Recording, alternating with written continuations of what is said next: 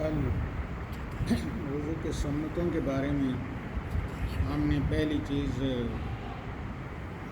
پر تھوڑی سی بات کی تھی کہ بسم اللہ الرحمن الرحیم پڑھ کر فرمایا جو وضو کرتا ہے اس کا جسم اندر باہر صفاق ہو جاتا ہے، اور جو بسم اللہ کے بغیر وضو کرتا ہے اس کے وہی اعضاء پاک ہوتے ہیں جن کو وہ دھوتا ہے، جن پر پانی بہتا ہے۔ یہ وضو کی پہلی سنت ہے، اور اس میں ہم غور کریں تو اللہ کا نام لینے سے اور اللہ کی صفات کا بیان کرنے سے بہت نفع ہوتا ہے، کیونکہ بسم اللہ اللہ کے ذاتی نام اور اللہ کے صفاتی نام پر مشتمل ہے۔ اللہ خود موجود ہے، رب موجود ہے، اور رحمان اور رحیم، یہ ساری ذاتی نام کے علاوہ تین صفتیں جو بیان ہوئی ہیں، یہ ساری ایک انسان بحیثیت انسان وہ ان کو بہت پسند کرتا ہے، جس میں کوئی جبر اور اکراہ نہیں ہے، کوئی تشدد نہیں ہے۔ رب پالنے والا ہے، اور پالنے والے کا اگر انسان شکر گزار رہے تو وہ اس شکریہ کی وجہ سے اس نعمت میں اور اضافہ کرتا ہے۔ رحمان جو ہے وہ یہ نہیں دیکھتا کہ یہ بندہ گنہگار ہے یا پرہیزگار ہے، جو روزی دینی اس نے جو بھی چیز دینی ہے۔ آپ کو میں نے کئی دفعہ سمجھایا ہے کہ بات آپ نہیں کریں گے، لیکن آپ سمجھ نہیں آتی آپ کو۔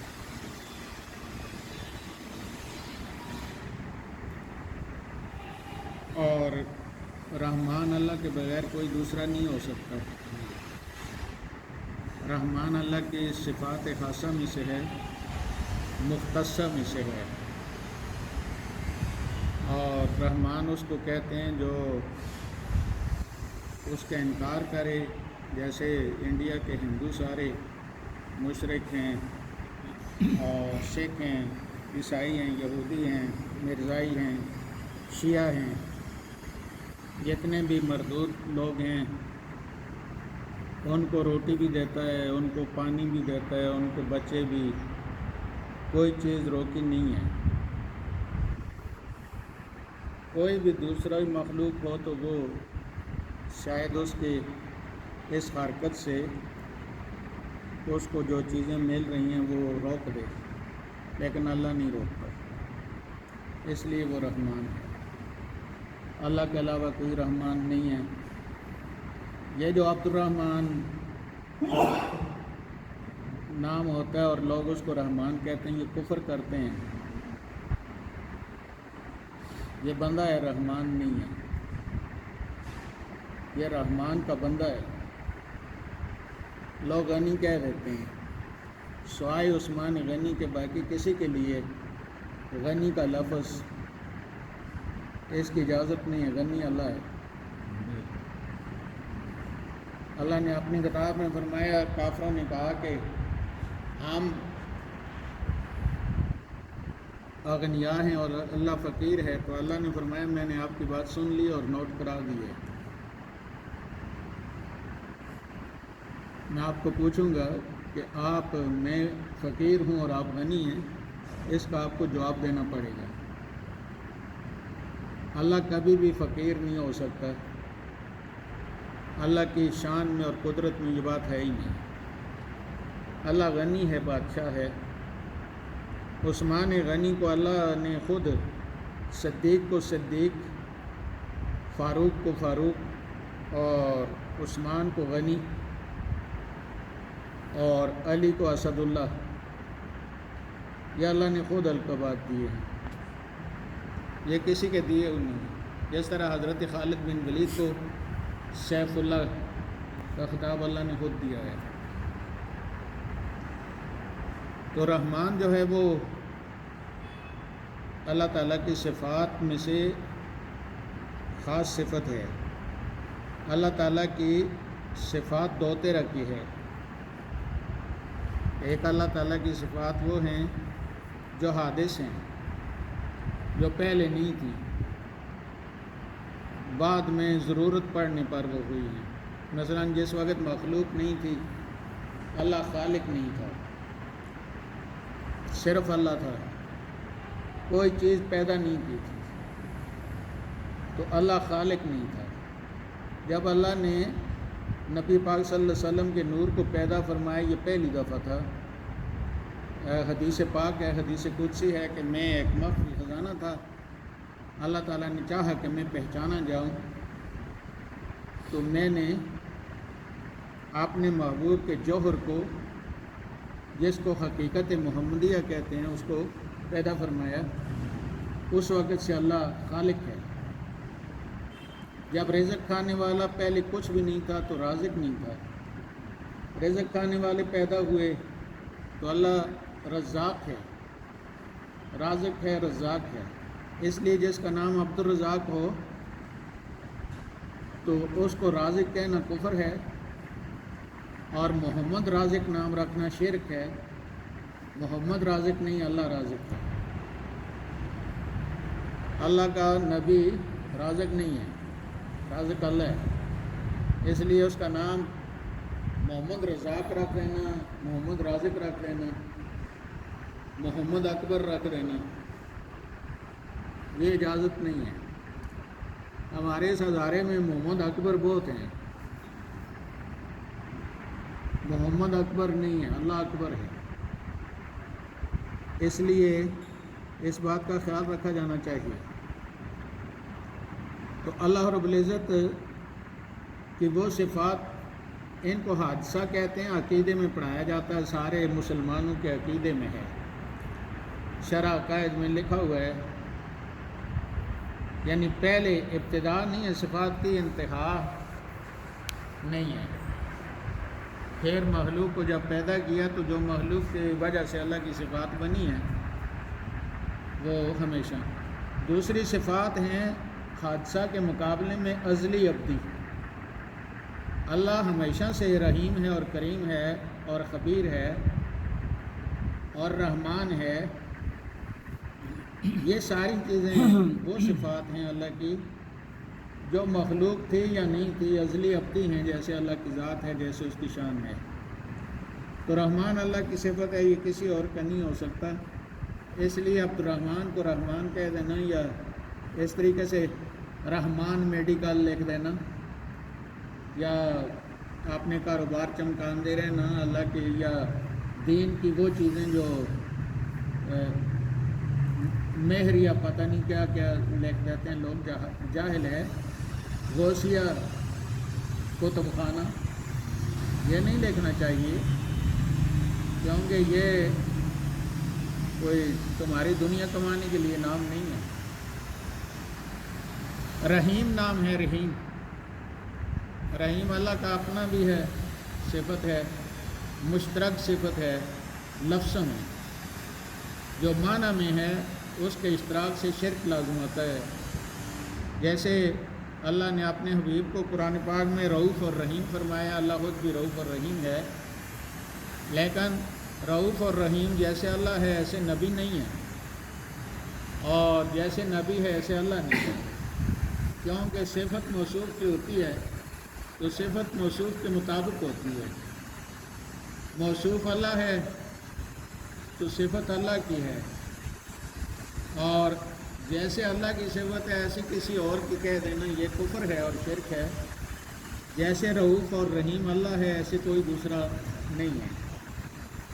اور نبی صلی اللہ علیہ وسلم کو رؤوف اور رحیم فرمایا، اس طریقے سے جو ماں ہے اس کو بھی رؤوف اور رحیم فرمایا ہے۔ تو جیسے ماں رؤوف اور رحیم ہے ایسے نبی رؤوف اور رحیم نہیں ہے۔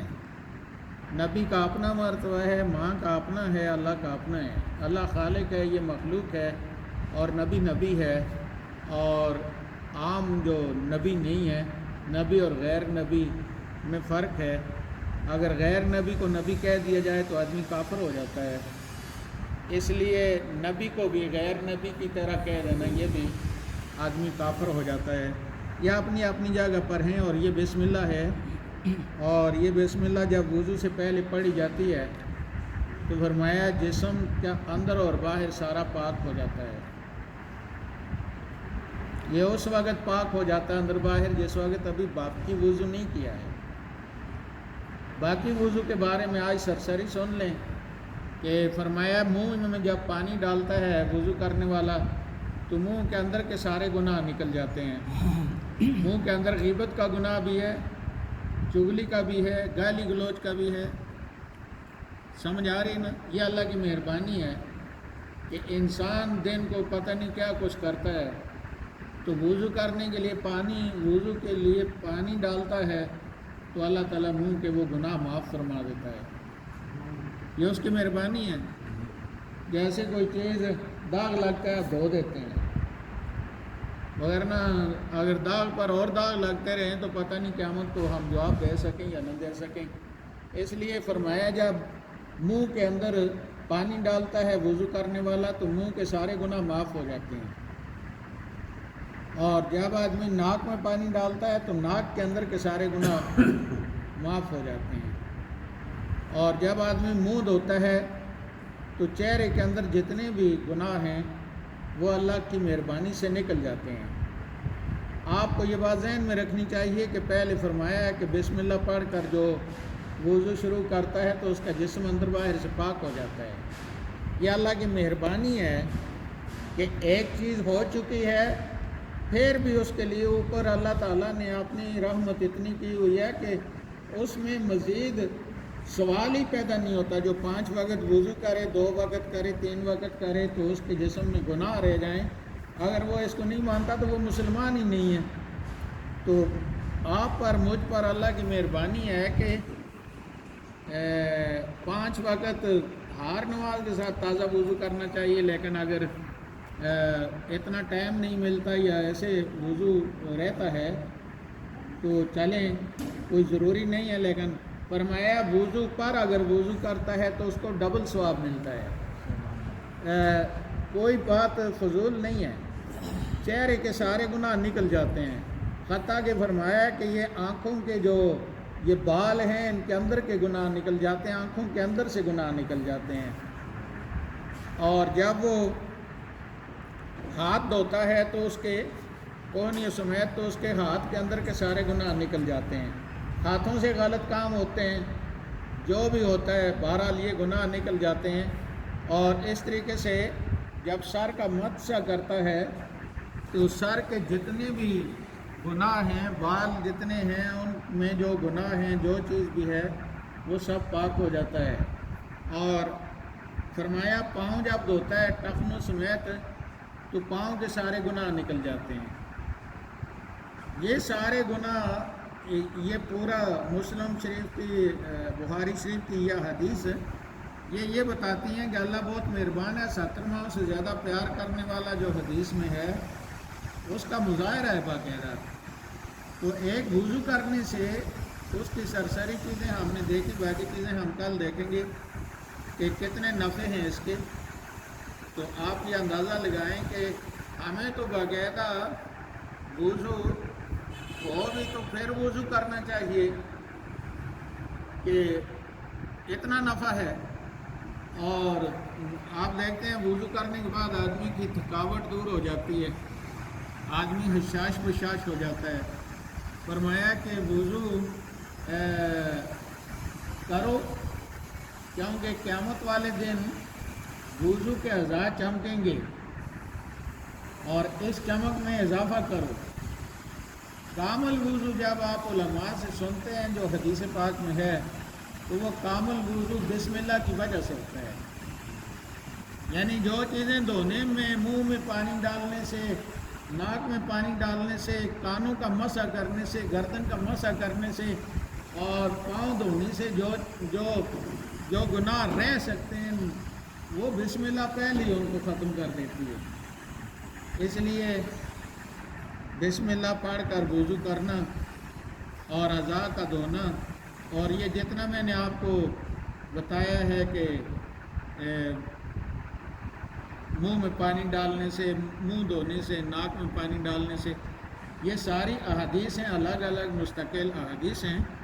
تو اتنی حدیثیں ہم نے سیکھی ہیں اور ہم یہ کوشش کریں گے کہ وضو ہم 5 وقت کے لیے کریں، اور کل میں بتاؤں گا کہ وضو 5 وقت کیوں کریں ہم، کیونکہ ہر وضو کے ساتھ جو بھی وضو کرتا ہے اس کے ساتھ ہی 2 رکعت پڑھتا ہے، تو فرمایا